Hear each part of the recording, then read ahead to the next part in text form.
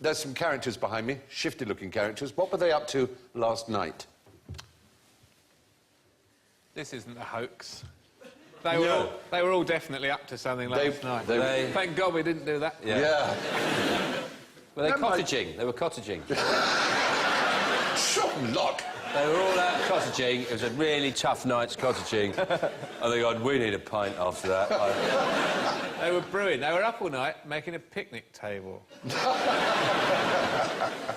Before you get too insulting, they're in the studio tonight. I just thought...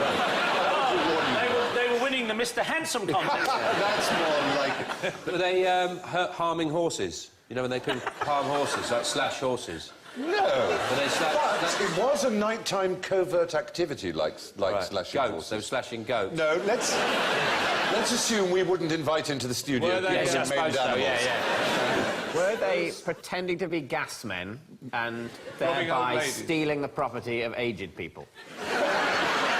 No. If I told you that this was in Wiltshire, would that help? Cathedral stealing. Grave robbing.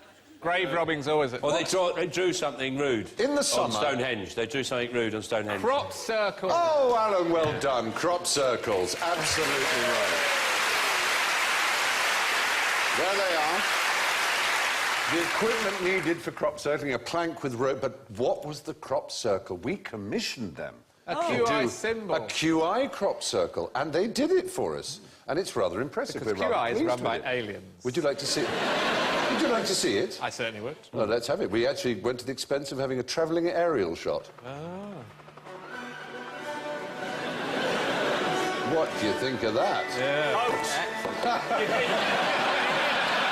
We did. That's real. That's like the Led Zeppelin cover. Oh, you fail. I'm afraid it was real.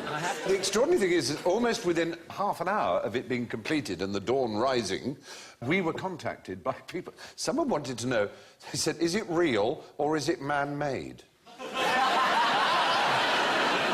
Which the answer is... I asked that about sandwiches all the time. But it's a rather marvellous example of a breed of phenomenon that has that's been going since when? Is the farmer... Is the farmer here tonight? We have recompensed the farmer. It doesn't actually do much damage. How many mice were frightened in the making of that? we can't tell how many mice were I'll bet frightened. this is older than we suspect. It's actually very recent. Is it? It is really, yeah. 80s? Well... 70s it began, and it got more and more refined. There was a man called... Pizza Express. There were a couple called... Yeah.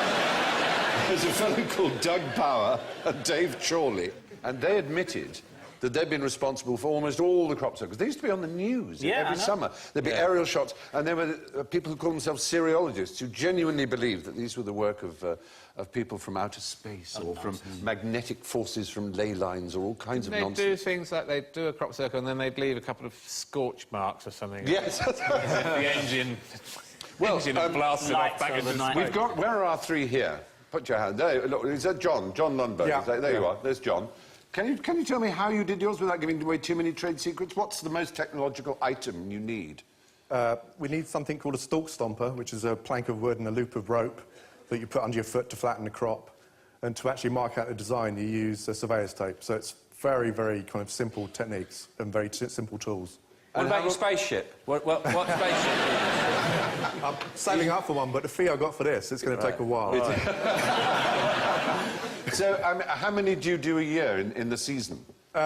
We don't say how many we make, but we've made hundreds over the years that we've been doing it. And do people... are there still those who believe, or who refuse to believe that it's all hoaxers like you? Absolutely. Well, they've been ringing your production office, haven't they? Yeah, that's right. Are there people who've ever thought that graffiti on, like, train lines was done by aliens? It's logical. Oh, yeah. Well, the lines in the Nazca Desert, which are... Very good point, the Nazca lines. The Nazca lines, which they say can only be seen from space, which is not true. There they go. No, we can see it from here. The great...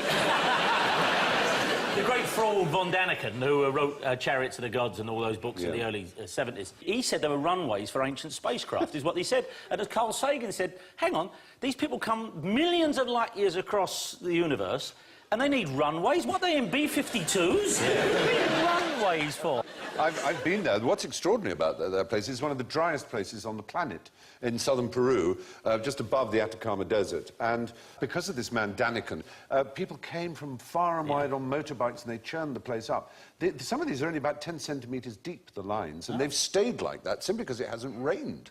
Right. For decades and centuries in some parts of that part of South America.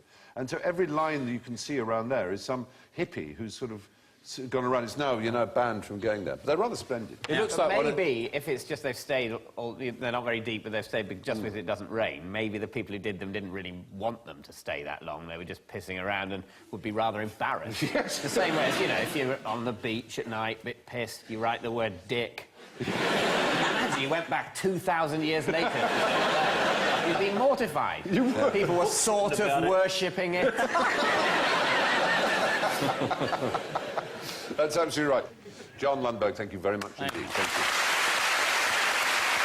There you are.